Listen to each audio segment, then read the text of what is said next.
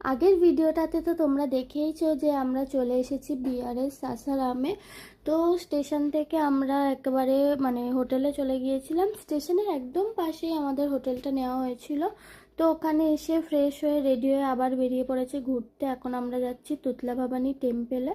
তো অটো করে এসে আবার আমরা টোটো করে এসেছিলাম পাহাড়ের উপরে। হেঁটেও আসা যেত, যেহেতু অনেকটা রাস্তা ছিল ওই জন্য আমরা হেঁটে আসিনি। আমাদের অনেকটা আরও অনেকগুলো জায়গা ঘোরার ছিল, ওই জন্য আমরা টোটো করেই চলে এসেছি উপরে। আর এখানে 10 টাকা করে টিকিট কাটতে হয়েছিল। তো টিকিট কাটার পর এখন আমরা যাব হচ্ছে উপরে। আর এটা ছিল একটা ঝুলন্ত ব্রিজ।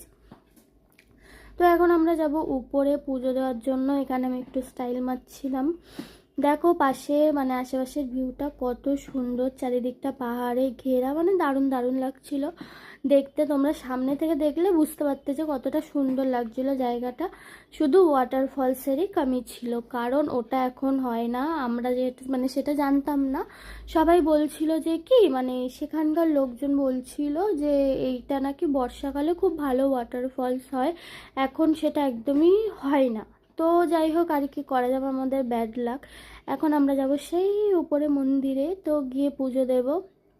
আর এখানে তো এত বাদর ছিল, বাদর ভর্তি ছিল। আমার তো ভয় লাগছিল যে আমার ফোনটা যেন না নিয়ে নেয়। তো যাই হোক, দেখতে পাচ্ছ উপরে এসে পুজো দিয়ে আমরা এখন যাব নিচে।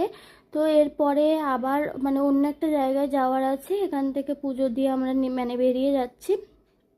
তো নেক্সট কোথায় গিয়েছিলাম সেটা তো পরে পার্টে তোমাদের দেখাবোই। আজকের ভিডিওটা এই পর্যন্তই, টাটা।